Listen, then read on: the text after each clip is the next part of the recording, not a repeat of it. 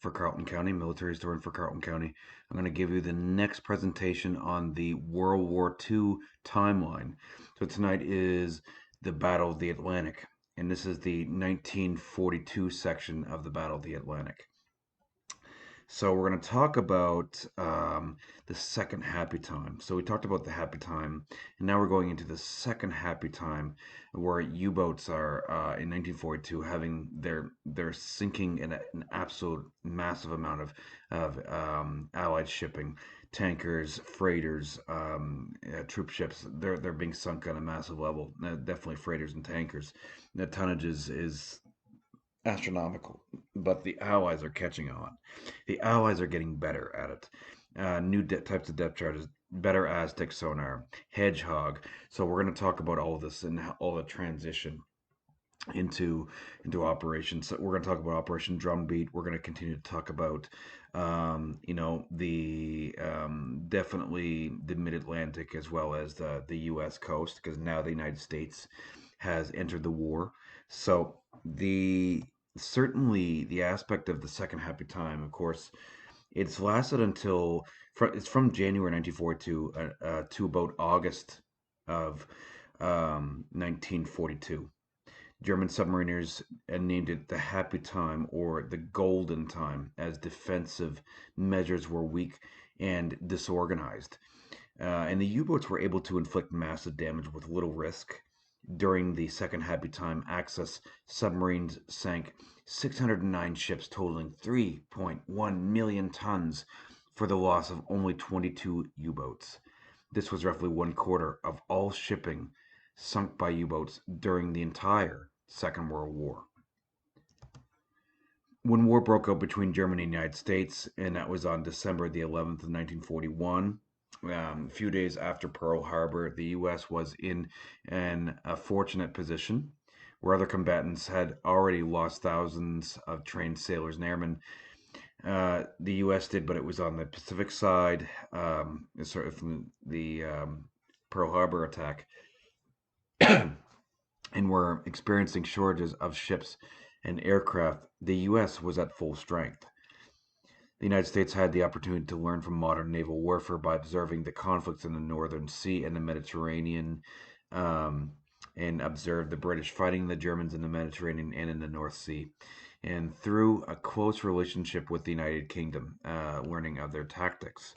The U.S. Navy had already gained significant experience countering U boats in the Atlantic, particularly from April 1941, when President Roosevelt extended the Pan American Security Zone, and that was east for almost as far as Iceland. The United States had massive manufacturing capability, and that was great. That's what they needed. That's what the Allies needed, including certainly the largest and possibly the most advanced electrical engineering industry in the entire world.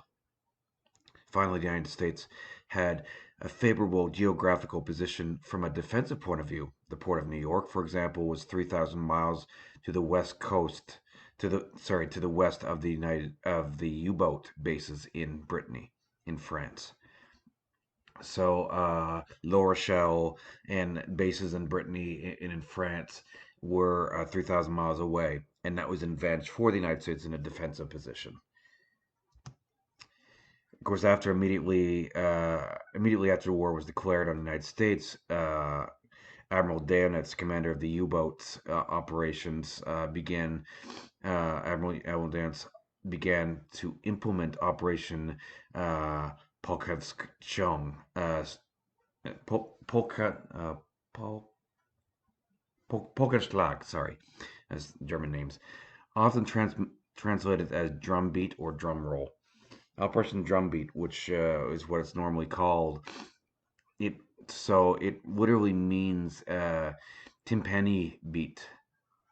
Only 6 of the 20 operational Type 9 U-boats were available, and these are the newer long-range U-boats. One of these 6 encountered mechanical trouble. This left just 5 long-range submarines for opening moves of the campaign. They had longer range, more fuel, and more torpedoes, but they were able to reach further to the United States. Loaded with the maximum possible amounts of fuel, food, and ammunition, the first of the five Type 9s left Lorient in France on the 18th of December 1941, the others following over the next few days. Each carried sealed orders to be opened after passing 20 degrees west and directing them to different parts of the North American coast. No charts or sailing directions were available. Captain Lieutenant Reinhard Hartigan of U-123, for example, was provided with two tourist guides to New York, one of which contained a fold-out map of the harbor. Examining the impact of Operation Drumbeat reveals the significant economical, social, and strategic consequences it imposed on the nation, ultimately shaping the trajectory of naval warfare in the Atlantic during this critical period. The U-boat attacks, they unleashed a wave of destruction upon the United States merchant shipping and resulting in substantial economic losses and disrupting transportation of essential goods, the United States even. The loss of human lives and the destruction of vessels heightened the urgency for the United States to reassess and fortify its naval defenses along the vulnerable East Coast.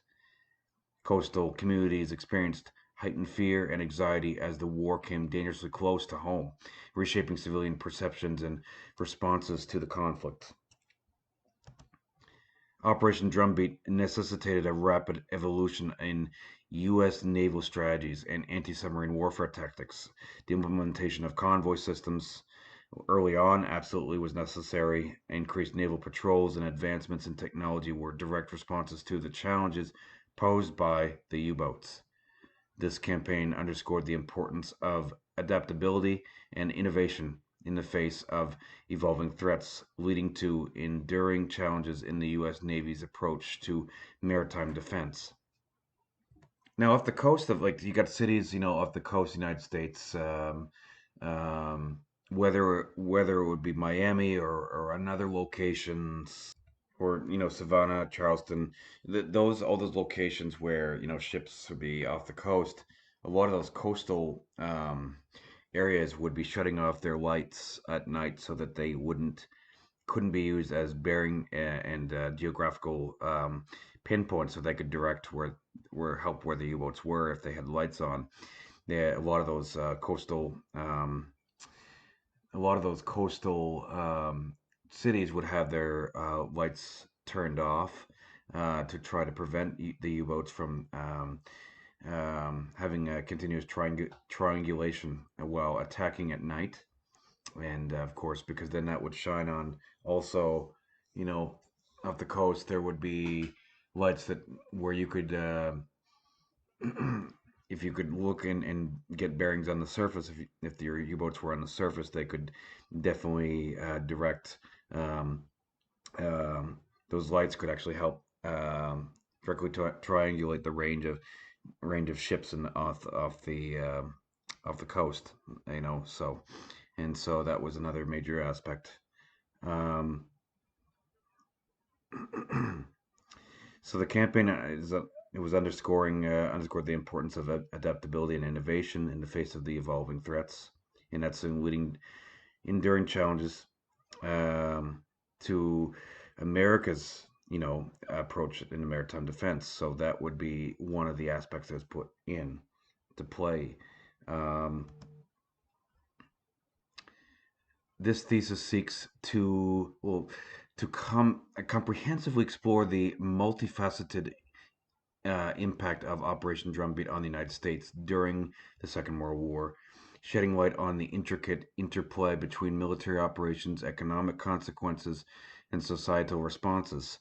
So you can see here some, I believe these are T2 tankers that have been hit. Um, so you're looking, 10 to 15,000 tons. Um, more of a disaster economically as well. And these two ships here are torpedoed. By delving into the strategic, economical, and social dimensions of this campaign, a nuanced understanding of the second happy time emerges. revealing its lasting implications on the course of the war and the subsequent development of U.S. naval capabilities. During the Battle of the Atlantic and the overall, United States had faced several deficiencies and challenges in its efforts to counter the German U-boats. Um, Certainly, with it being this prolonged battle that continued until largely till 1944, um, the U.S. entered the battle, of course, with a strong navy, fully equipped in manpower, but had some deficiencies in the amount of anti-submarine capability as well. Some of the lack of preparedness was the United States was not fully prepared for, with depth charges, with Aztec sonar, so anti-submarine warfare. The United States Navy had to rapidly expand and adapt to the challenges posed by German U-boats. Limited convoy experience, and they gave more support and supported the British, but of course they also got more experience from the British on how to do it. Um, the United States lacked experience in organizing and protecting the convoys, so convoy escorts, destroyer escorts, as well as corvettes. And protecting these convoys is absolutely vitally important. A crucial aspect of countering U-boat attacks, and that is certainly something that, whereas they're trying to starve out Great Britain, these convoys are absolutely critical. Convoy systems were not as well established as they were in the later stages of the war. Inadequate anti-submarine warfare, as we explained, deficiencies, including limitations in technology such as sonar equipment and depth charges, were essential for detecting and countering U-boats. Unprotected coastal waters along the east coast of the United States were initially vulnerable to U-boat attacks. The lack of effective coastal defenses allowed German U-boats to penetrate close to American shores, leading to the second Happy Time as being even more successful. Um, the United States was still mobilizing its industrial capability for war production in 1942. Delays in the production and deployment of naval assets, including escort vessels and aircraft, affected the ability to counter the U-boat threats effectively. And of course, and then the intelligence gaps, because the U.S. had intelligence gaps regarding U-boat movements and strategies. Code-breaking efforts, while ongoing, were not as advanced as they would become later in the war, and limiting the ability to predict and counter U-boat activities.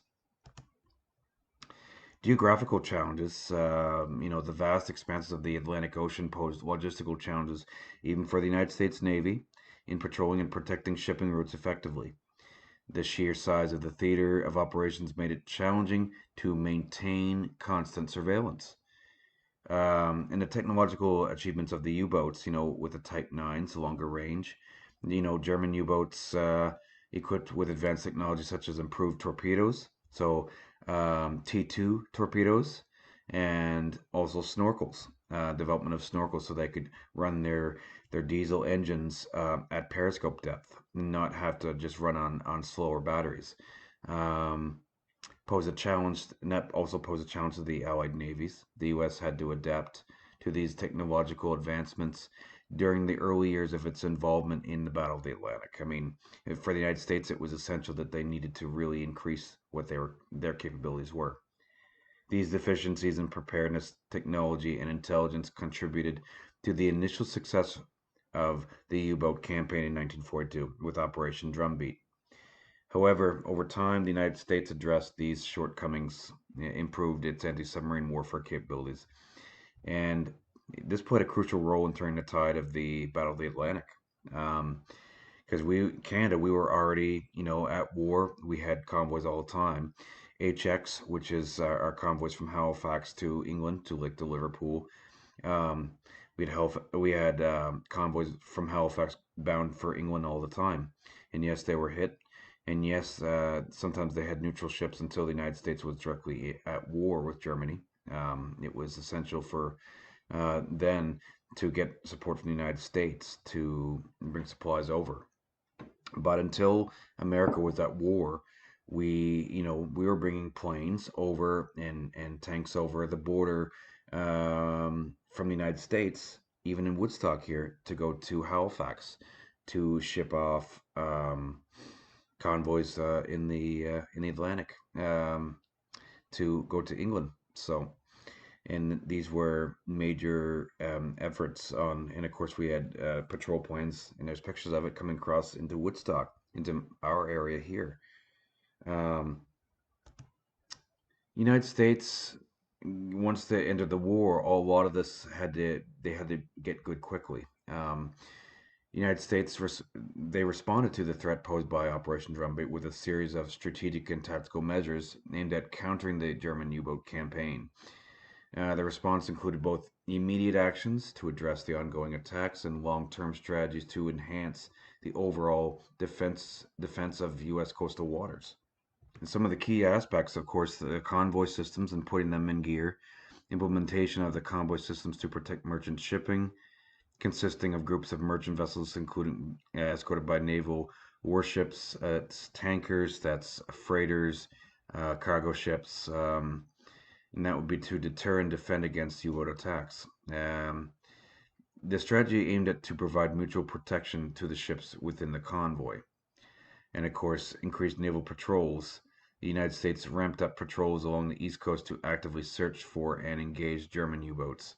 This involved deployment of naval vessels for surveillance and anti-submarine warfare to counter that threat. Even if it was more, even if the United States didn't have as many depth charges and many sonar suits as they needed, they were soon to be well equipped. Um, you can see here on the map where the my mouse is here, where these are where the United States had losses. These are losses. All the green dots, what you see here, are losses to German shipping, to German U-boats. And these are so merchant losses to U-boats from January 1st to May 31st, 1942.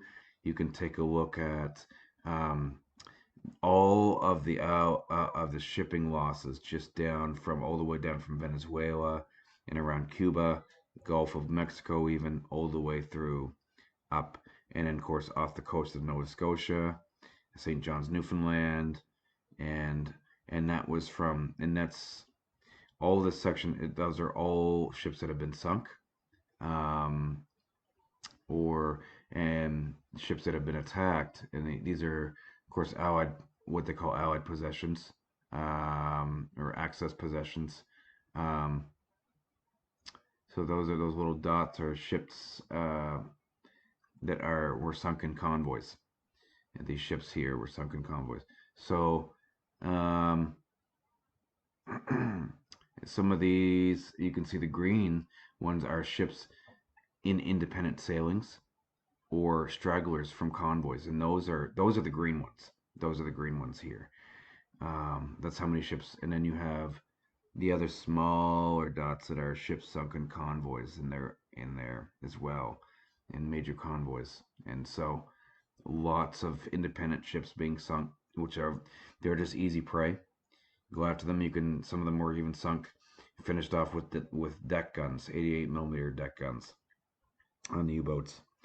So yeah, extensive campaign, even down in the Horn of Africa as well, cutting off the oil and supply to Great Britain down from Africa.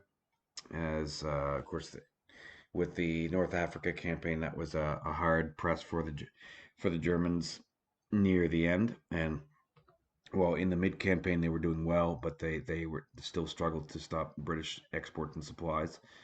But down here you have Port Guinea, Sierra Leone, Liberia, and those areas, and those are all. And this here you can see range of effective Allied air cover from Newfoundland and from Halifax, um, Iceland, and around this area, the range of effective air cover, and the range of effective air cover from the United Kingdom. and this was where U-boats could be sunk by air. And in here, it's just basically like a black hole. It's a terrible area where, throughout the Battle of the Atlantic, many ships were lost. They had no Allied air cover in that section, and so it was just destroyers and destroyer escorts, and so.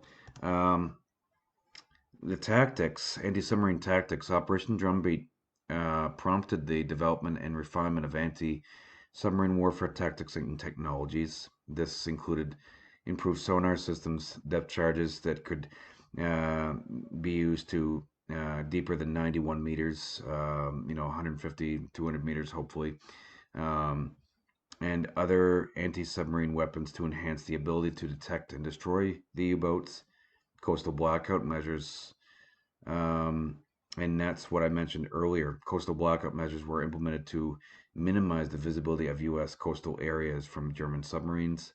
This measure aimed to reduce the likelihood of U-boats identifying and targeting ships along the coastline. Um, Intelligence and code breaking. The United States invested in intelligence efforts to gather information on U-boat movements and activities. Code breaking operations, such as similar to like Bletchley Park in England, such as yeah, so played a crucial role in deciphering German naval codes and gaining insights into U-boat positions and strategies. Naval base expansions. Obviously, the U.S. expanded and fortified naval bases along the East Coast to support increased naval presence and operations. This included the construction of additional facilities for ship maintenance, repair, and logistical support. Public awareness campaigns. So, I mean, the public awareness campaigns were launched to educate coastal communities about the U-boat threat and to encourage compliance with blackout measures. Civilian cooperation was crucial in minimizing the risk of U-boat attacks. The combination of these measures, along with ongoing technological advancements and the broader Allied efforts in the Atlantic, gradually turned the tide against the U-boats. The United States response to Operation Drumbeat reflected a comprehensive and adaptive approach to maritime defense. And during this, that was a critical phase for the Americans in the Second World War, as they are very early in the war. For the five of the in Type 9 boats in the first wave of the Drumbeat, Operation Drumbeat, it was a bonanza. I mean, they cruised along the coast, safely submerged through the day and surfacing at night to pick off merchant vessels outlined against the lights of the cities. Reinhard Hardigan in U-123 sank 7 ships totaling 46,744 tons before he ran out of torpedoes and returned to base. Ernest Cowles in U-130 sank 6 ships of 36,000 tons. Robert Richard Zapp in U-66 sank 5 ships of 33,000 tons. Heinrich Blechrod in U-109 sank 4 ships of 27,000 tons. And Erich Folkers on his first patrol in U-125 sank only a single 6,666-ton vessel, for which he was criticized by Downitz, although he would later win the Knight's Cross of the Iron Cross for other efforts. And this is along, you can see New Brunswick, where we are here, Nova Scotia, and down you can see the United States coast here and where they were targeted. When the first wave of U-boats returned to port in early February, Danitz wrote that each commander had such an abundance of opportunities for attack that he could not by any means utilize them all. And there were times when there were up to 10 ships in sight, sailing with all lights burning on peacetime courses. A significant failure in U.S. Pre-war planning was the lack of any ship suitable for convoy escort work. Escort vessels travel at relatively slow speeds, carry a large number of depth charges, must be highly maneuverable, and must stay on station for long periods. Fleet destroyers were equipped for high speed and offensive action and were not the ideal design for this type of work. There was no equivalent of the British Black Swan class sloops or River class frigates in the U.S. inventory when the war started. This blunder highly surprising, even that the U.S. Navy had been involved in anti-submarine work in the Atlantic, um, such as with the USS Reuben James, was marginally aggravated by the loss of the obsolete destroyers loaned to Britain through Lend-Lease, although these were not considered suitable as they were vulnerable to counterattack and lacked the maneuverability to combat submarines. And they were also there was also a lack of aircraft suitable for anti-submarine patrol and aircrew trained to use them. The town class, which is what I was talking about, were the Lend-Lease destroyers, Lend-Lease to the Royal Navy, 1940. There was 50 of them, and these were destroyers. These are outlined as in the Destroyers for Bases agreement between the United States and the United Kingdom, and that was signed on September 2nd, 1940. These were built in 1917 to 1920, so they were First World War era ships. I mean, they were in commission from 1940 to 1947, the Royal Navy. These were the Caldwell, Wicks, and Clemson classes, and they were not very heavy. I mean, they were 1,190 tons maximum, 30 to 35 knots, fast speed, but they didn't have adequate anti-submarine warfare capability to the um, abilities that the newer ships were able to take on. So, and these were, of course, these were used, and some of them, and of course, some of them were sunk as well. But this is what was used, part of it. So when the second wave of Type 9 U-boats had arrived in American waters, the third wave, Operation Nealon, had reached its patrol areas off of the ports of Caribbean. With such easy pickings available, all of the Type 9 U-boats had already committed. Danites began sending shorter range Type 7 U-boats to the U.S. coast as well. This required extraordinary measures, cramming every conceivable space with provisions, filling freshwater tanks with diesel oil, and crossing the Atlantic at very low speed on a single engine to conserve fuel. That's crazy. You can see here some of the footage of Operation Drumbeat. In the United States, there was still no concerted response to the attacks. Overall responsibility rested with Admiral King, but he was preoccupied with the Japanese onslaught in the Pacific. But Admiral Andrews' North Atlantic coastal frontier was expanded to take in areas such as South Carolina and renamed the Eastern Sea Frontier. But most of the ships and aircraft needed, remained under the command of Admiral Royal E. Ingersoll. Okay, so Commander in Chief of the Atlantic Fleet, who was often at sea and unavailable to make decisions. Roger Williams detailed weekly U-boat situation reports from the submarine tracking room in London were available, but they also ignored them, and that was pretty bad. U.S. popular propaganda, the U.S. Propaganda, of course, popular alarm at the sinkings was dealt with by a combination of secrecy and misleading propaganda. The United States Navy confidently announced that many of the U-boats would never enjoy the return portion of their voyage, but that unfortunately details of the broken U-boats or the sunken U-boats could not be made public lest the information aid the enemy.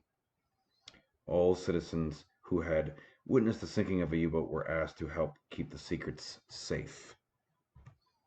The first sinking of a U-boat by a U.S. Navy ship was off the coast of the United States did not occur until the 14th of April 1942 when the destroyer USS Roper sank the the U-85.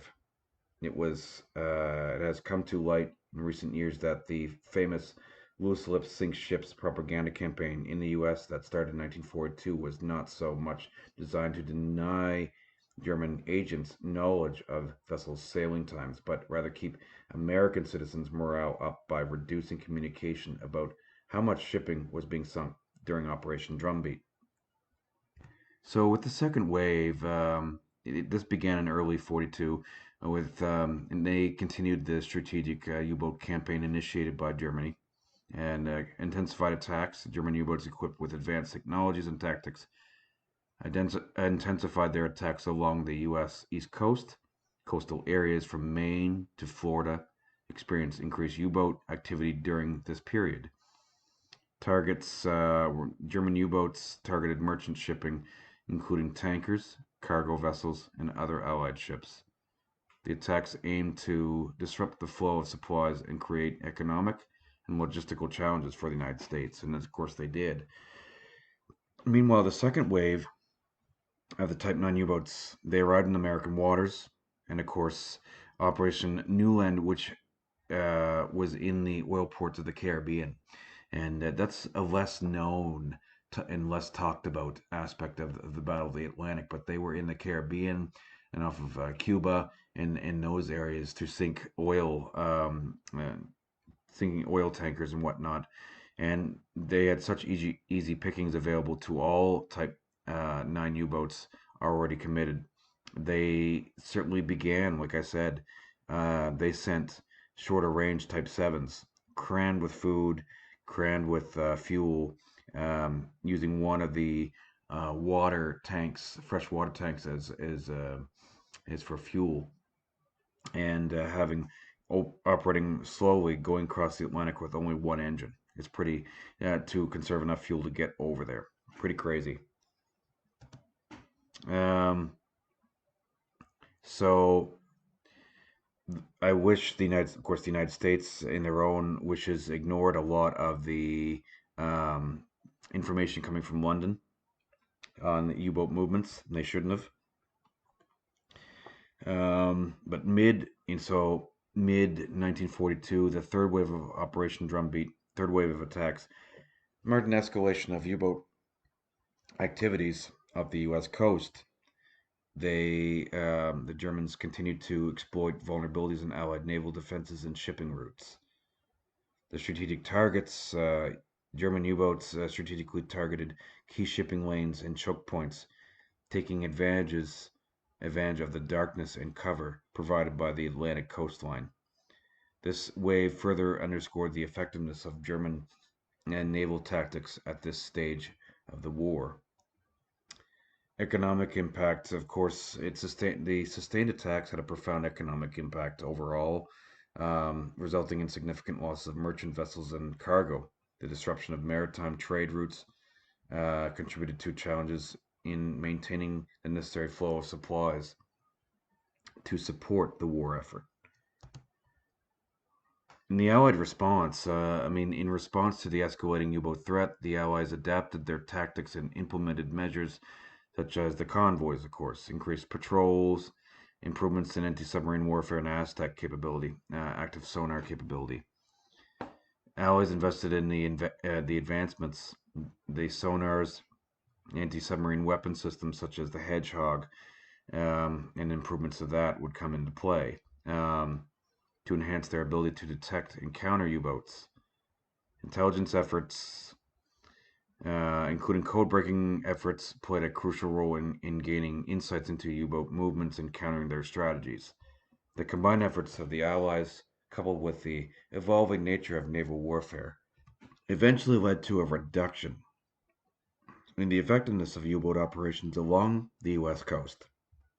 The adaptability and resilience of the Allied response played a crucial role in mitigating the impact of Operation Drumbeat over time. And now, Allied shipping versus Axis submarines as sinkings in the Battle of the Atlantic. This is in 42 losses. 1,160 ships sunk, and 86 U-boats were sunk. Compared to 1944, 132 ships were sunk, but the U-boat losses were 234. Drastic difference, drastic. And that certainly played a part, in the changing around in 1943 in the efforts, as well as 1942. But, certainly after the second happy time, things began to change. Allied response was much more effective. And of course, they were a lot of propaganda. They wanted to make sure it was not getting out. We talked about that, and certainly um, the first ship sunk. First U-boat sunk was U-85. We talked about that, and that didn't occur until April of 1942. Um, the decision to implement these convoys and black out coastal towns to make ships more difficult to see came slowly. The situation began to change in April when Commander Andrews implemented a limited convoy system in which ships traveled only during daylight hours. Full convoys were in operation by mid May, resulting in an immediate reduction of Allied shipping losses off the East Coast as Danites withdrew the U boats to seek easier pickings elsewhere. The convoy system was later extended to the Gulf of Mexico with similar dramatic effects, thus proving that King and Andrews' initial rejection of the convoy system was wrong. They should have done it much earlier. In March of 42, 24 Royal Navy anti-submarine trawlers and 10 corvettes were transferred from the UK for the defense of the United States. East Coast. So that was on the East Coast. So Flower class corvettes, which were very effective. Um, that same month, the Royal Canadian Navy began escorting convoys between Boston and Halifax. The British also transferred 53 Squadron RAF Coastal Command to Quonset Point, Rhode Island, to shield New York Harbor during July of 1942. This squadron moved to Trinidad in August with a U.S. squadron, to protect the critical sea lanes from the Venezuelan oil fields back to Norfolk, Virginia until the end of 42. Royal Navy and Royal Canadian Navy ships, our ships, took over escort duties in the Caribbean and on the Aruba, New York tanker run. Fast CU convoys were organized. Canada, U.S. convoys, were organized to maintain petroleum fuel stockpiles in the British Isles. So early on, so the Kriegsmarine, while enormously effective during this period, these patrols they didn't go without losses. The sinkings of German U-boats at the hands of United States forces during this time included, of course, U-85, sunk on 14th of April by USS Roper destroyer off Cape Hatteras, which is the first sinking in U.S. waters. U-352, sunk on the 9th of May by cutter USS Icarus in position off of Cape Hatteras. U-157, sunk on the 13th of June by the U.S. cutter USS Thetis in position position here. You can see the coordinates off of Havana, Cuba. U-158 sunk on the 30th of June by a Mariner aircraft from the U.S. Navy off West Bermuda. U-215 sunk on 3rd of July by the armed U.S. ASW trawler HMS Lee Tiger in position by depth charges. Another one, U-701, sunk on 7th of July by a Lockheed Hudson aircraft in position off Cape Hatteras. U-153 was sunk on the 13th of July by the U.S. destroyer USS Lansdowne in position off of Colon Peninsula. Colon, Panama. Colon, Panama. Sorry. U-576 was sunk on the 15th of July by two Kingfisher aircraft and ramming by the U.S. motor vessel Unicoi in a position off Cape Hatteras. And U-166 sunk on the 30th of July by the U.S.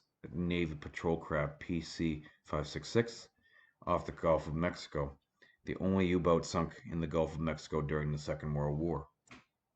So they definitely lost, a few subs, even in Operation Drumbeat. During the Second World War, of course, the disruption of Allied shipping was an important aspect to remember. I mean, and certainly they bringing of supplies over to Great Britain and an island country. It's absolutely a must, and this was the lifeline of Great Britain, as well as shipping for the United States and the U.S. economy. Um, so the strategic significance, of course, you look at the Gulf of Mexico, a major oil producing region, held strategic importance for both the Allies and Axis powers. German U-boats targeted oil tankers transporting vital resources from the Gulf of Mexico to the United States, aiming to cripple Allied oil supplies.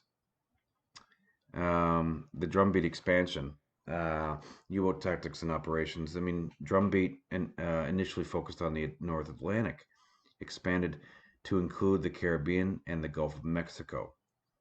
U-boats capitalized on the relative lack of Allied naval presence and the vulnerability of merchant shipping in these regions. And the strategic targets, the German U-boats targeted merchant vessels, oil tankers, cargo ships, and naval convoys. The Gulf of Mexico became a key theater for U.S. U-boat operations due to its economic significance, oil. And the tactics, I mean, the U-boats employed both torpedoes and deck guns in their attacks on Allied vessels. Night attacks and the use of submerged approaches allowed U-boats to evade detection and increase the effectiveness of their operations. Um, the economic losses, I mean, the U-boat attacks resulted in significant economic losses for the Allies and impacting the transportation of crucial resources and goods. The oil tanker disruptions, the targeting of oil tankers in the Gulf of Mexico disrupted the flow of oil to the United States as well, effectively affecting fuel availability for the Allied war effort. The Allied response was the convoy systems. The Allies implemented convoys systems to protect merchant shipping in the Caribbean and even Gulf of Mexico. Naval escorts accompanied convoy to deter and counter U-boat attacks. And so the Allies had, of course, the improved anti-submarine warfare, sonar systems as Aztec and depth charges, and these were deployed to detect and counter U-boat attacks. Increased patrols. We talked about that. Increased patrols and responses to targeted regions. And the advances of submarine warfare, it really shifted the power. Certainly, it started to show in 1943, late 1942, early 43. And the advancements, improved measures, it certainly contributed to a decline in U-boat effectiveness. And the balance of naval power shifted in favor of the Allies, reducing the threat posed by the U-boats. And the conclusion of this thesis is that the U-boat campaign in the Caribbean and the Gulf of Mexico showcased the adaptability of German naval strategy and its impact on Allied shipping. Despite initial successes, the Allies determined response, including convoy systems, and it all played a major effect. He played a crucial role in mitigating that threat, and ultimately, the tide had turned starting by year's end, 42, early 43. So the battle. So I want to talk a bit about U-boats in the Canadian waters, because the Battle of St. Lawrence is significant to Canada. I mean, it was a series of naval and air engagements that took place in the Gulf of St. Lawrence and St. Lawrence River. and that battle this occurred in 42 to 44, and it was significant for several reasons. I mean, um, the St. Lawrence River and Gulf of St. Lawrence were vital waterways connecting the Atlantic Ocean to the Great Lakes and industrial regions of Canada and the United States. Control over these waterways was crucial to the transportation of resources, war materials, and oil and essential supplies. They were up in German U-boat operations. I mean, the battle was primarily characterized by German U-boat operations. Um, that U-boats that went into the St. Lawrence River and Gulf. Um, U-boats targeted Allied shipping, merchant vessels, and naval escorts, with the aim of disrupting the flow of goods and resources between North America and Europe. Um, the impact it had a significant impact on both Canada and the United States in the sense that, security wise, we had subs that were going up into our waters. I mean, particularly in 1942, they managed to sink several merchant ships and disrupt the transportation of the goods, causing economic losses to the war effort. The presence of U-boats in the St. Lawrence posed a unique challenge because it was way up in the river. They'd have to send more vessels to patrol those areas, and you were spreading the Allies thinner, as it was unexpected and considered relatively safe and distant. In those regions were expected to be, you considered them distant. The attacks highlighted the vulnerability of North American coastal waters to submarine warfare, necessitating a reassessment of defensive strategies. Naval and air operations. I mean, the battle involved a combination of air and naval operations. So now you've increased air power by the Allied war effort. Which is also another aspect of constant patrols, trying to keep German subs underwater so that they can't recharge their batteries, not effectively as much, and they can, have more availability to be sunk. They have more assets available to come in very quickly and drop depth charges and continue on their way. Air naval engagement was something that really, really dramatically increased in 43 and 44 for anti-submarine warfare in the Atlantic, as well as here, as well as in the St. Lawrence. So, with both sides deploying forces to protect or disrupt maritime traffic, I mean, the Royal Canadian Navy and Royal Canadian Air Force, along with the United States Navy, were involved in efforts to counter that threat there. Um, the this, of course, again, you have more U-boats going into the St. Lawrence region, which prompts the Allies to bring in move around more defensive forces, counter anti-submarine warfare units measures and bring them into different areas in the St. Lawrence to protect um, against protect shipping against German U-boats. Then they had to implement the convoy systems to better protect shipping in the St. Lawrence, and the Allies managed to gain the upper hand through improved anti-submarine tactics, increased naval presence, and advancements in intelligence. The battle marked a turning point as the Allies gradually reduced the threat posed by German U-boats in the region. In summary, the Battle of the St. Lawrence was significant, with trying to, in a sense, the Germans really had spread out the Allies, forced them to bring more anti-submarine assets to the coastal areas of England of Canada and the United States, off of Quebec, and so it was also, um, it was tricky because then we didn't necessarily know how many subs were in there at one time.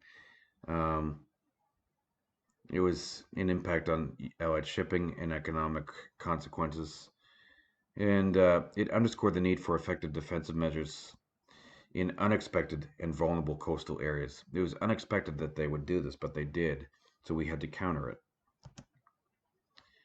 One of the major famous ships that was sunk sunk or damaged this one was definitely sunk in 1942, which was the USS Caribou. It was a passenger fare that was sunk on October 14th, 1942. The sinking occurred in the Cabot Strait, a body of water between Newfoundland and Cape Breton Island. The ship was part of the Newfoundland Railway's coastal boat service and played a crucial role in transporting passengers and goods between Newfoundland and mainland Canada. Remember that Newfoundland was not a province of Canada at the time, um, so it was part of the British Empire, and therefore, going from Newfoundland to Canada, from the British Empire to Canada and back again. Um, Up here, you can see merchant vessels and Royal Canadian Navy ships sunk or damaged by German U-boats, and all those dots are 42. Ships sunk in 42, and then ships sunk in the blue would be 1944. You can see the difference dramatically. Um, on that fateful night, of course, on the 14th of October in 42, SS Caribou was en route from North Sydney, Nova Scotia to Port Biscayes, Newfoundland. The ship was in an area known for its challenging sea conditions, and the threat of German U-boats heightened due to the war. German submarines had been targeting Allied vessels throughout that region. Um, so they were sunk as a result of a torpedo by German U-boat U-69. The torpedo struck the ferry, causing a rapid and catastrophic loss of the ship. Many passengers and crew members were lost, and of course, a lot of them froze to death and in the Atlantic, died quickly in the cold waters of the Cabot Strait. The sinking of the Caribou resulted in, of course, it was significant loss of out of the approximately 237 people on board, including passengers and crew. Around 137 individuals lost their lives in the tragic incident. The total included civilians, military personnel, and crew members. The Type 9 U-boat played a crucial role um, in these efforts, and so this was certainly the case even in the St. Lawrence. Um, so Type 9 was the longer range U-boat that was definitely causing a major havoc on the east coast of the United States. Um, Type 9 was the German strategy of was in use with the German strategy of unrestricted warfare. By targeting Allied shipping lanes, U-boats sought to disrupt the flow of supplies, therefore weakening the Allied war effort. Um, they had a more extended range, allowed for patrols in distant waters, making it challenging for Allied forces to predict and counter U-boat movements effectively. So the Type 9 U-boats actually underwent several modifications and technological advancements throughout the war, improving sonar systems, hydrophone systems, enhanced torpedoes, and upgraded communications equipment contributed to its effectiveness. These technological improvements allowed the Type 9 to maintain its relevance and pose a persistent threat to Allied shipping. While the Type 9 U-boat achieved notable success, it certainly faced challenges such as improved Allied anti-submarine tactics, advanced sonar technology, and air patrols. Heavy air patrols, certainly much more increased in 43 and 44. As the Battle of the Atlantic progressed, the Allies adapted and developed countermeasures, reducing the effectiveness of the U-boats, such as the Type 9. The Type 9 U-boat with its extended range and versatile weaponry. This certainly became the linchpin in Germany's submarine warfare strategy. Its ability to operate in distant waters allowed for increased effectiveness along the coast in the United States and Canada. It's up close and personal, disrupting crucial supply lines.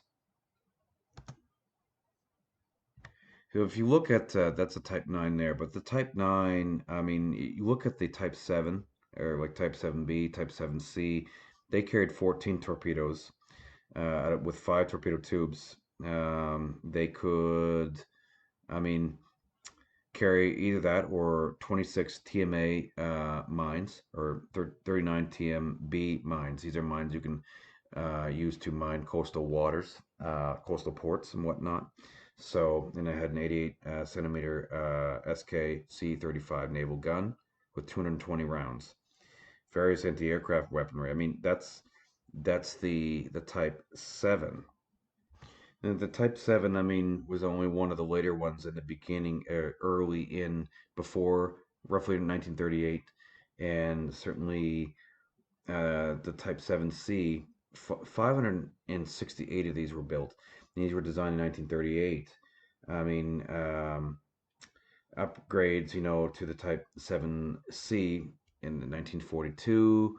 And see, they had better added anti-aircraft gun systems. Then you had the Type 7C-41, which is an upgraded attack boat with several additional offensive and defensive measures, as well as better diving ability. Uh, Type 7C-42, actually, that was canceled.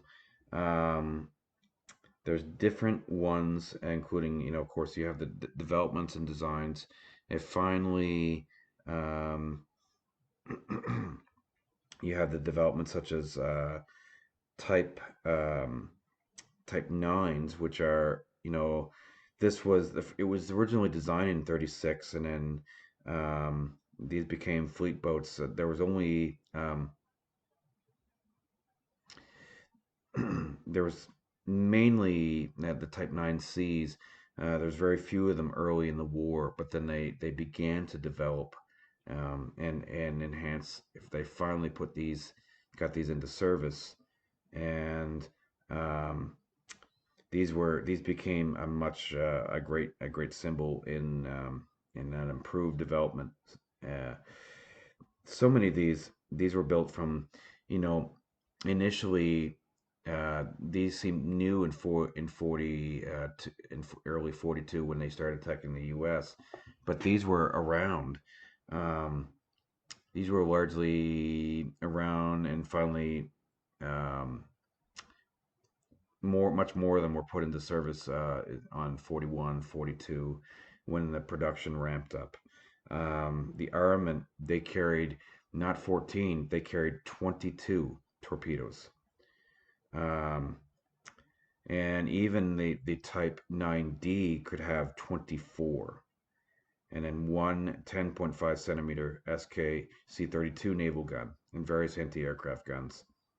Uh, the Type 9s had six torpedo tubes, four in the front and two in the stern, versus the Type 7s, which had one.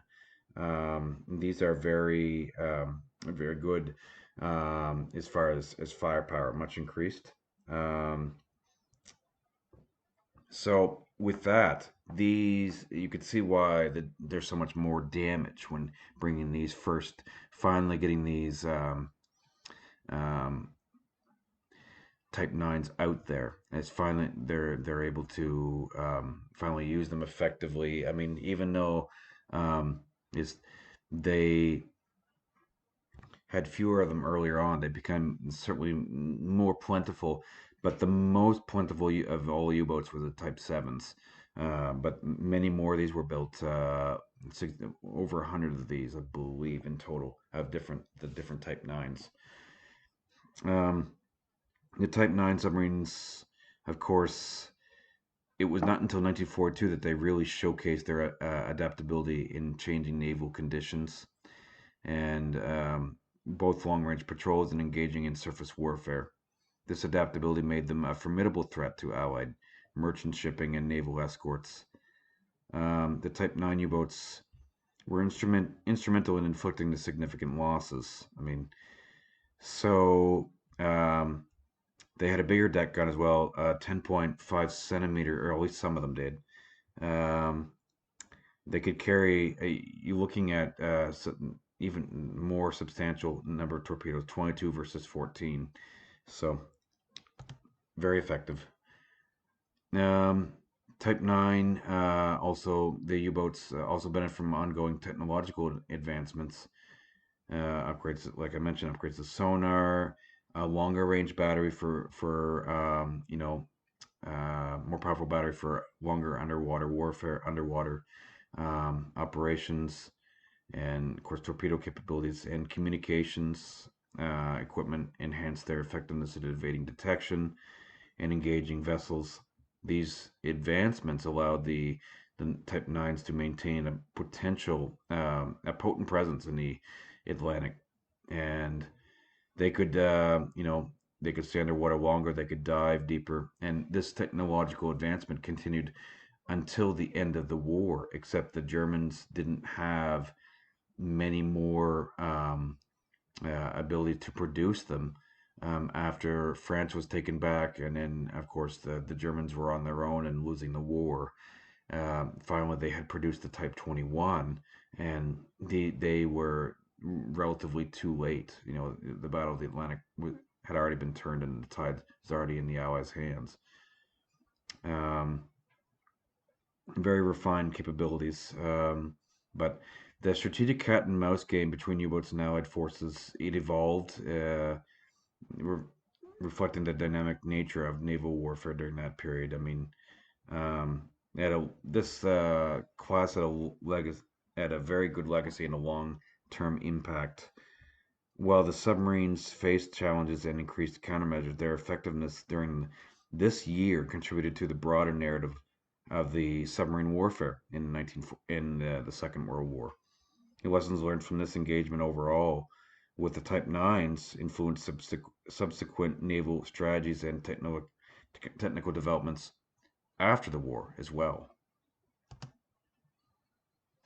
Um, Certainly in July 42, 43, the U-boat operations in the mid-Atlantic intensified. And after Operation Drumbeat was over, it intensified to the Atlantic area where there was little or no Allied air cover in between American and Canadian and British air cover areas. Um, it was a strategic area for U-boat patrols as it allowed German submarines to disrupt Allied convoys traveling between North America and Europe. The return of the U-boats to this region was part of Germany's efforts to exploit vulnerabilities, and that's lack of Allied air cover in wide-ranging areas. The Mid-Atlantic region became a focal point for both Axis and Allied naval strategies. German U-boats sought to capitalize on the vastness of the Mid-Atlantic to conduct wolfpack tactics. So the wolfpacks, groups of U-boats attacking at once, where groups of them would coordinate attacks on Allied convoys. This strategy aimed to maximize the impact of U-boat operations, and create difficulties for Allied escorts. Increased Allied escorts efforts, of course, the return of the battle to the mid-Atlantic prompted increased efforts by the Allies to strengthen convoy protection. Escort vessels, including destroyers and aircraft, were deployed to counter the threat posed by German U-boats. Convoy tactics were refined to enhance defensive capabilities of merchant ships, and as well as arming merchant ships, such as like C3 cargo ships, tankers, and having deck guns on those ships. So at least if they had surface contact with the U-boat, they could fire back and possibly damage them, force them to submerge. It was not 100% effective, but it was effective yet again. You can see here the spot where I was talking about in the mid-Atlantic. Oh, there, my mouse. In the mid-Atlantic here, where um, in 1941 they were attacked by 5 U-boats, and that was 50,000 tons sunk, and that's the scenario of 5 U-boats and a wolf pack attacking. So, um, Allied merchant shipping losses for each year of the war, the highest was 1942. 3.5 million tons, roughly, or more. Um, far as U-boat losses, I mean, it's with the Allied merchant shipping losses were lower in 39, higher, and then high again in 41. 42 was the worst. 43 was a little bit higher than 1940 and 41, but 1944 and 45 it just really dropped off. Um, the Allied shipping losses for 42 and 43. 42 they were very high, and 43 they were cut in half. Um, so U-boat losses for each year of the war, and I've got data. The data is coming from multiple public sources. So um, here is German U-boat losses for each year of the war. 39 very low. 40 it as you can see it gradually increases with their engagements. 42 it was definitely higher than 41 again, but 43, 44, and 45. The highest just by a little bit was 1944. It lost many U-boats. And 45 when the war ended. So both sides witnessed advancements in this technology during this period. I mean, so as we know, these were, of course, the strategic importance of mid-Atlantic convoys. These convoys were of paramount importance to the Allies as they served as a lifeline for the transportation of the troops, equipment, and supplies that would eventually follow on for D-Day and operations to take back Europe. The return of the Battle of this region heightened the strategic significance in securing the vital sea routes and protecting the flow of resources for the Allied war effort. In July of 42, they saw there was notable events that influenced the course of the Battle of the Atlantic. Allies achieved successes in disrupting U-boat operations, and the tide began to turn against the German submarines at that point. Increases in effectiveness of the anti-submarine measures coupled with intelligence breakthroughs, and we will get to that. We are going to get to some of the details of that. Marked a turning point. The events in July 42, which had lasting impact on the submarine warfare doctrines, both sides evaluated their strategies and leading to adjustments in tactics and technology and intelligence gathering. But the return of the battle to the mid-Atlantic contributed to the evolution of the naval warfare and the deep side of things in the Atlantic theater. In conclusion, the return of the Battle of the Atlantic to the mid-Atlantic in July 42 marked another major critical phase by intensifying U-boat missions. Strategic shifts in naval tactics increased efforts by the Allies, and as I said, the events during this period influenced the overall course of battle, shaped the significant developments, and this has also shaped the rest of everything throughout this theater in the Second World War. One of these aspects of intelligence gathering was the Western Approaches Tactical Unit. The WATU was a British organization established during the Second World War in 1942.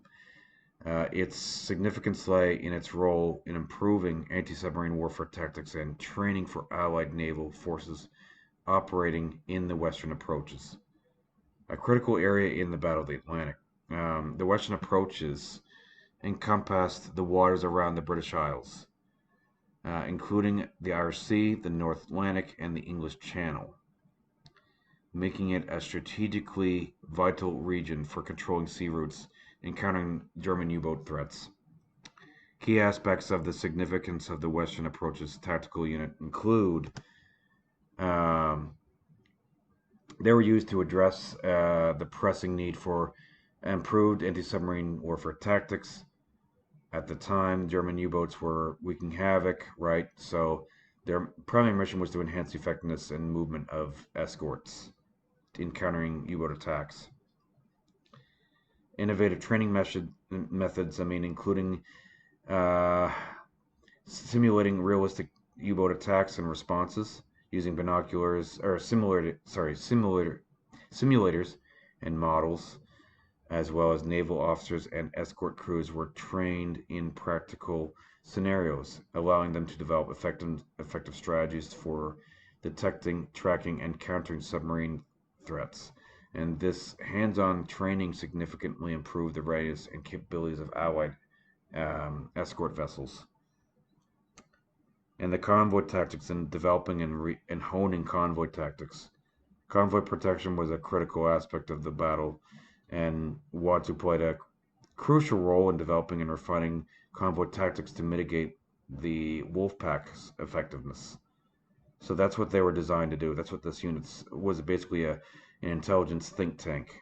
Um, they work to contribute to establish effective convoy formations, communication protocols, effective evasive maneuvers, which helped safeguard merchant ships during transatlantic convoys.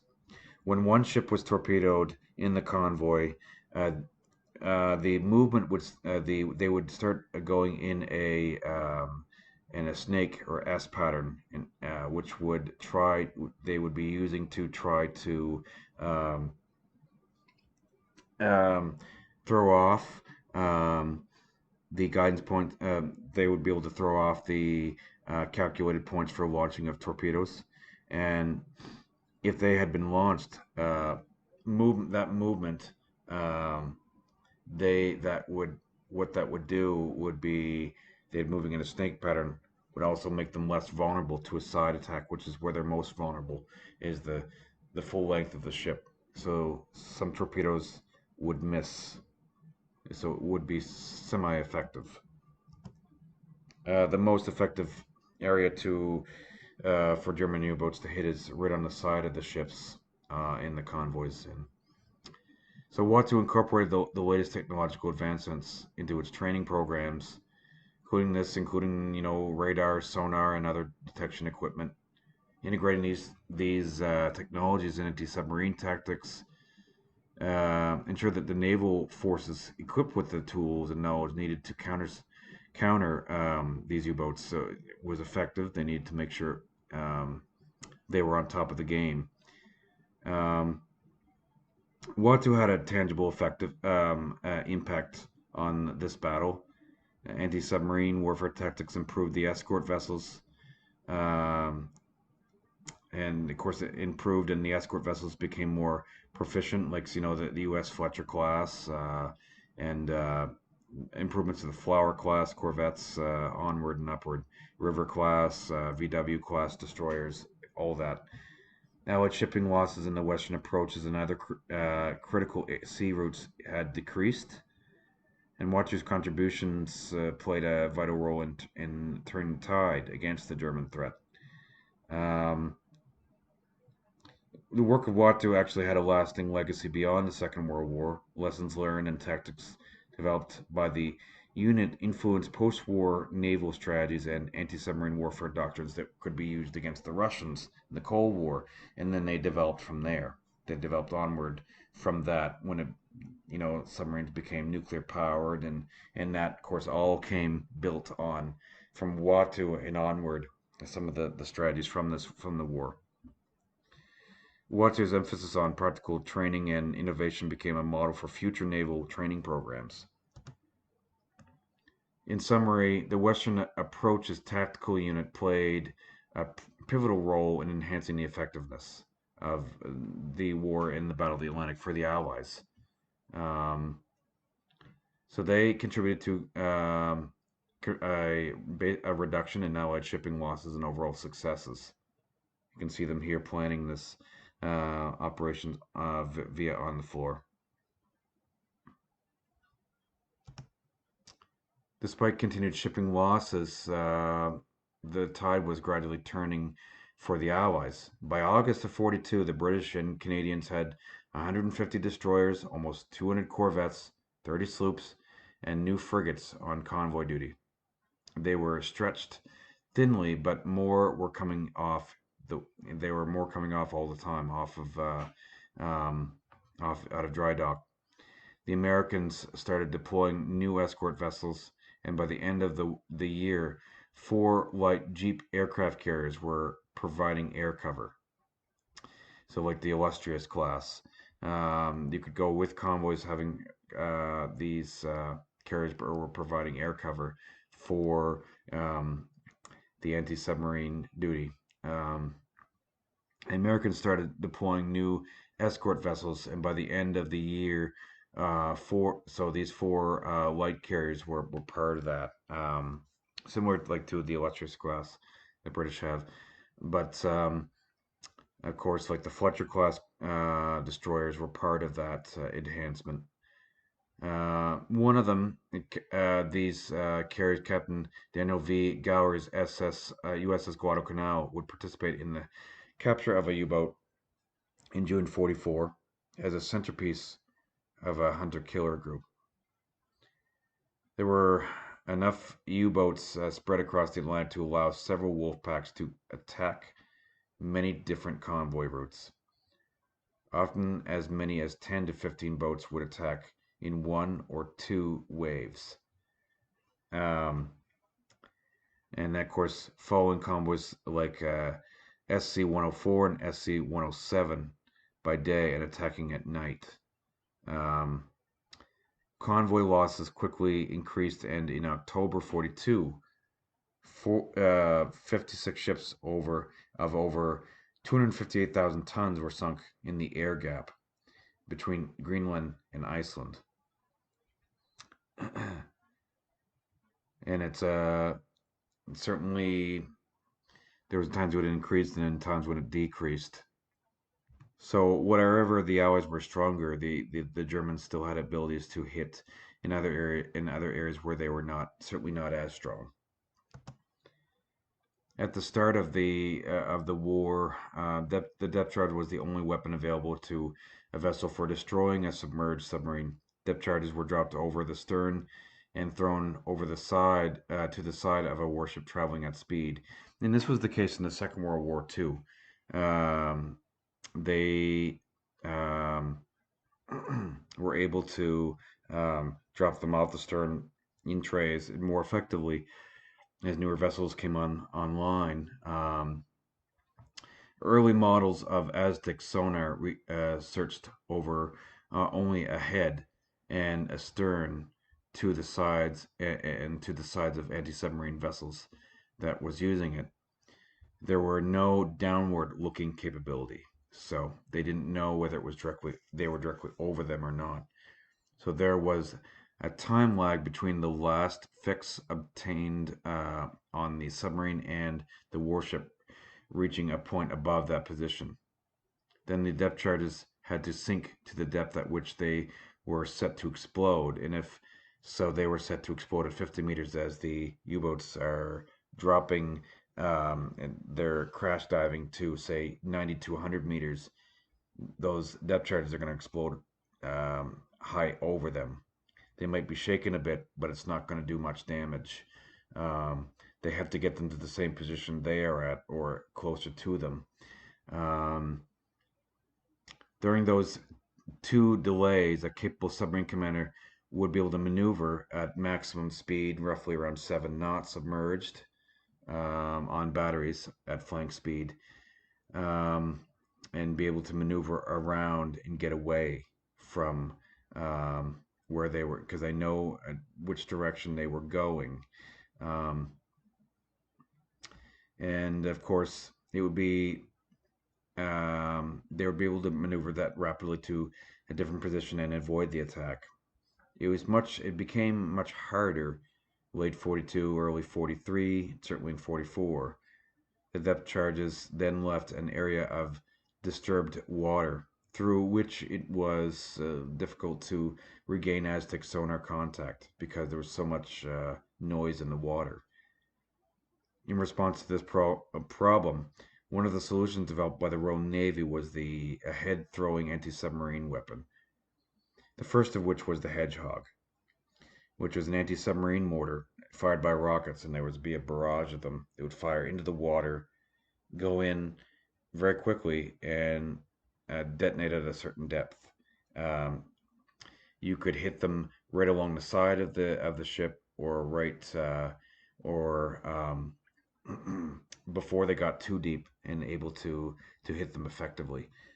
Um, and then there was also, of course, these here, the limbos or the side launching um, depth charges from mortars, so that it wasn't just on the back they could drop them. They could shoot them off the side. And these were deeper exploding depth charges. You would need them to explode at meters like 160 meters deep, 200 meters deep. Um, Hedgehog was a formidable, it's what they call a spigot mortar, which fired contact fuse bombs ahead of the ship, of the firing ship, while the target was still within the Aztec beam. So as they're in the Aztec beam, you could fire them off, and then hear them hit the targets um, while they're still being sighted in the Aztec sonar beam. These started to be installed on anti-submarine ships from late 42. The warship could approach slowly, as it did not have to clear the area of exploding depth charges to avoid damage, which a lot of ships early on had to. And so its position was less obvious to the submarine commander as it was making less noise. Because Hedgehog only exploded if it hit the submarine, if the target was missed, there was no disturbed water uh, to making to make tracking difficult. So if they missed, they missed. They didn't. There was no explosion. If they hit something, if they hit the hull, it was a contact charge. Then it would detonate, and then they knew they hit something. Contact had not. So if the target was missed, there was no disturbed water to make tracking difficult, and contact had not been lost in the first place. The squid apparently was, of course, it was even more effective and used by the Royal Navy in the Second World War in late 42, 43. Was an improved version of the Hedgehog, which was an earlier anti-submarine mortar system. The Squid was developed to address limitations of the Hedgehog and enhance the effectiveness. Um, the projectile depth charges. The Hedgehog launched spigot mortars that delivered contact fused depth charges to the target area. The Squid, on the other hand, utilized three-barreled launchers that fired projectile depth charges. And depth bombs, see, this is what they have. Basically, it's an anti-submarine mortar. So this is basically the early versions of the modern anti-submarine mortars they developed. These charges were designed to be more streamlined and aerodynamic, improving accuracy and penetration into the water. The Squid had an increased effective range compared to the Hedgehog. This was achieved through design modifications and improvements in the propulsion system of the projectile depth charges. The enhanced range allowed ships to engage submarines from a safer distance. So the three-barrel launchers, I mean, unlike the Hedgehog, which had a single-barreled launcher with a bunch of mortars, the Squid featured a three-barreled launcher. This design allowed for rapid-fire capability, increasing the volume of projectiles launched in a shorter time. The three-barreled system also provided a wider spread of depth charges, um, improving the chances of hitting a submerged target with the concussion and blast. Um, they had also variable time fuses. The Squid incorporated what they call VT fuses on its projectile depth fuses. Um, so the fuses on its projected depth charges, you could set them to variable time delay. The VT fuses were designed to explode the depth charges at a predetermined depth. So optimizing the chances of inflicting damage on a submerged submarine. This innovation contributed to the overall effectiveness of the Squid against underwater threats. So you could set each. I think you can set each one of these to a certain depth, and then they can when they detonate, they can if it's a guessing game, you're hitting one of them is detonating at three different depth levels. Um, so these were, or you could set it at the same depths. I'm not sure if it's. I think that you can set them to certain depths too, and then reload them very quickly, and then fire more. It's a very effective system. Of course, as well, detection by radar-equipped aircraft, which is another aspect that forced submarines to have to be underwater longer and not give them enough time to recharge their batteries, which also made things more difficult for the U-boats and the commanders. And this could suppress U-boat activity over a wide area. But an aircraft attack could only be successful with good visibility. So they had to have good visibility in order to look down the bomb site and drop depth charges. U-boats were relatively safe from aircraft at night for two reasons. Radar then in use could not detect them unless within a mile, less than a mile, or flares deployed to illuminate an attack gave adequate warning for evasive maneuvers. So, introduction of the ley light by the British in January 42 solved the second problem, thereby becoming a significant factor in this battle in the Atlantic, developed by RAF officer H. Ley. It was a powerful and controllable searchlight mounted primarily to Wellington bombers, maritime bombers, and its B-24 Liberators. So the purpose of the ley light was to enhance detection and targeting of German U-boats at night. U-boats, when on the surface, were vulnerable targets for aircraft. Traditional searchlights were not as effective at detecting submarines in the dark. Ley addressed this limitation by providing a powerful directional beam of light. Well, kind of like an aircraft searchlight, but on aircraft itself. Um, Installation on aircraft, I mean, it was typically installed, it's like almost like a refueling pod you'd see today, or um, yeah, an electronic jamming pod. Um, These were typically installed on long-range bomb patrol aircraft, maritime patrol aircraft like the British Coastal Command's Liberator and Catalina flying boats and American B-24 Liberator aircraft. It was mounted on aircraft's belly and could be directed forward, providing a wide and intense beam. The Waylight often incorporated infrared filters, allowing it to operate with some degree of stealth. U-boats had limited ability to detect infrared light, giving the aircraft a tactical advantage.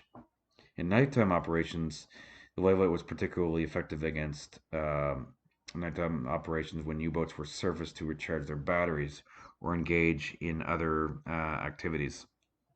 Once a U-boat was detected, the aircraft could drop depth charges or other anti-submarine weapons to attack them. So here you can see one of the Wellington bombers, coastal patrol aircrafts, and the Laylight had a significant impact on the air patrol aspect of the Battle of the Atlantic. It improved the Allies' ability to locate and target U-boats during the night hours of darkness, when traditional searchlights were certainly less effective. It increased the threat from aircraft equipped with laylights, forced U-boats to remain submerged even during at night, and that's limiting their ability to travel on the surface and recharge their batteries, reducing their effectiveness, putting more pressure on the crews and the submarine commanders. The success of the Laylight led to further developments and improvements in airborne radar technology in anti-submarine warfare. And that concept of using powerful lights for nocturnal detection influenced later generations of the anti-submarine warfare capability, even in the Cold War. By 42, U-boats were being fitted with radar detectors to enable them to avoid sudden ambushes by radar-equipped aircraft or ships. So that's another aspect that the U-boats had become familiar with. The receivers, the first such receiver, Medox, after its French manufacturer, was capable of picking up the metric radar bands used by the early radars. Um, Developed by Germany, the Medox receiver was designed to detect and warn U-boats of Allied radar signals, providing them with advanced early warning against aircraft patrols and anti-submarine warfare operations. I mean, it can be understood in two ways. I mean, it increased U-boat survivor rates because they could crash dive and seeing enemy coming in. The introduction of the Medox significantly increased the survival rates and by detecting Allied radar emissions, as well as they could submerge their vessels and evade detection before an aircraft or anti-submarine vessel could close into attack. And the Medox also provided U-boat commanders with a tactical advantage by allowing them to anticipate and respond to the presence of Allied aircraft.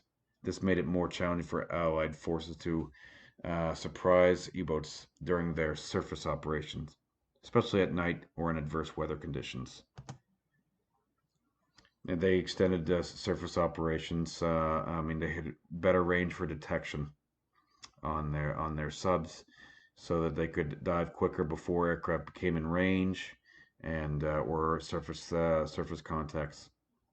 Prior to the Medox, U-boats had to rely on visual sightings from crew up top and on the sail and with the binoculars and these visual sightings, or they'd have to rely on sonar on the early sonar, which was the hydrophones, which they'd mainly only use underwater to detect. And the um, the hydrophones had a much longer range than visual contacts, visual sightings. Um, with the radar warning provided by Medox, U-boats could spend more time on the surface while they could travel faster and recharge their batteries without constant fear of surprise attacks. And the impacts, I mean, on Allied tactics, effectiveness of the Medox prompted the Allies to adapt to their tactics in response. As the U-boats became more adept at avoiding detection aircraft and ships, they had to refine their anti-submarine strategies, incorporating new technology and tactics to counter that threat. So it's tit for tat each time. Recognizing the impact of the Medox receiver, Allied forces developed countermeasures. This included changes in radar operating frequencies to avoid detection, and the introduction of new radar technologies that made it more difficult um, for the Medox receiver to provide accurate warnings. Limited impact on later stages. Of course, while the Medox receiver provided a significant advantage for U-boats in the early and middle stages of the war, its impact diminished in later stages. I mean, Allied advancements in radar technology and radar submarine tactic and anti-submarine tactics, along with the overall decline of the effectiveness of the U-boat campaign, contributed reducing effectiveness um, of the Medox receiver. In the summary, the Medox had a notable effect on for the U-boats in the Battle of the Atlantic, with an early warning system against Allied radar, it allowing them to evade detection. Of course, the Allies had to make countermeasures, coupled with advancements in their own radar technology. They really reduced the impact of the Medox. In 41, American intelligence informed Rear Admiral John Henry Godfrey that the UK naval codes could be broken. In March 42, the Germans broke Naval Cipher 3, the code for Anglo-American communication. That's important because this certainly was used to the effect for Operation Drumbeat and operations to come in the next year. 80% of the Admiralty messages from March 42 to June 43 were read by the Germans. The sinking of Allied merchant ships increased dramatically, and that's one reason why. Breaking of the Naval Cipher 3, also known as Triton, is a significant achievement by the German code breakers. Naval Cipher 3 was a British code used to secure communications between Allied naval forces, and its compromise providing valuable intelligence for the German Navy. Its compromise was terrible. and certainly in the early stages of the war. Naval Cipher 3 was part of the larger success in breaking various naval and military codes by the German Signals Intelligence Agency, B-Dienst.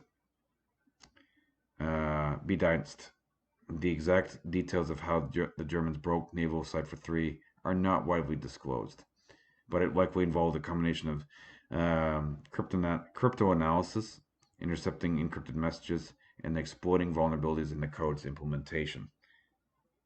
On the occasions, only a few hours were required. We could sometimes deduce when and how they would take advantage of the gaps in our U-boat dispositions. Um, our function was to close those gaps before the convoys were due. The code breakers of Bletchley Park assigned only 2 people to evaluate whether the Germans broke the code, and that was a mistake. After 5 months, they finally determined that the codes were broken. In August 42, the UK Admiralty was informed. However, the Admiralty did not change the codes until June of 43. It was just terrible. On February 1st, 42, the Kriegsmarine switched the U-boats to a new Enigma network, Triton. This is the Enigma machine or encoding device.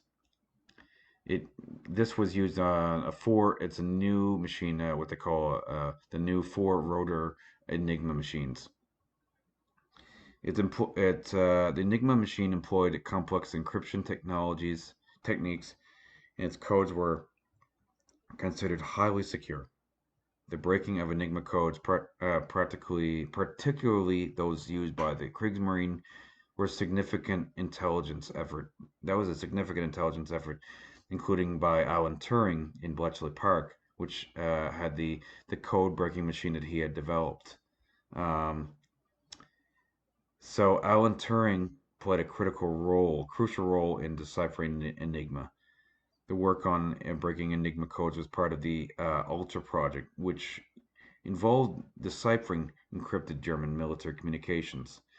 Kriegsmarine had its own specific procedures and settings for the Enigma machines used in naval communications. The breaking of Kriegsmarine Enigma codes allowed the Allies to regain insight into German naval operations, track the movement of U-boats, and anticipate enemy actions. The success in breaking Enigma codes was a closely guarded secret during the war and remained classified for many years afterward from Bletchley Park.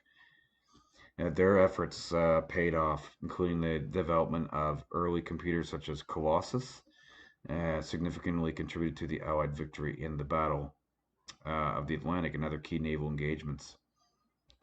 It's important to note that breaking Enigma codes was a collaborative effort, and intelligence derived from deciphered messages was used strategically to counter German naval operations. And this was one of the most significant Allied achievements in the fields of signals intelligence in the Second World War.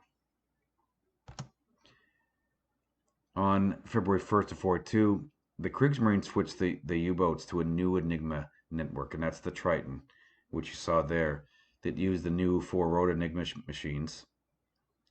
And this new key could not be read by code breakers. The Allies no longer knew where the U-boat patrol lines were. This made it far more difficult to evade contact, and the wolf packs ravaged many convoys, and that's including with Operation Drumbeat on the west coast or east coast of the United States. This state persisted for 10 months. To obtain information on submarine movements, the Allies had to make do with HFDF, HFDUF fixes and the decrypts of Kriegsmarine messages encoded on earlier Enigma machines. These messages included signals from coastal forces about U-boat arrivals and departures at their bases in France. And the reports from the U-boat Training Command. From these clues, Commander Roger Wind Admiralty Submarine Tracking Room supplied their best estimates of submarine movements, but this information was not enough. Finally, on October 30th, crewmen from HMS Petard salvaged Enigma material from German submarine U-559 as she founded off Port Said. This allowed the codebreakers to break Triton. By December 1942, Enigma decrypts were again disclosed U-boat patrol positions. So they were able to disclose U-boat patrol positions, and shipping losses declined dramatically once more. Thank you, ladies and gentlemen. Aaron Bolma, military historian for Carleton County, and this is the next presentation on the World War II timeline.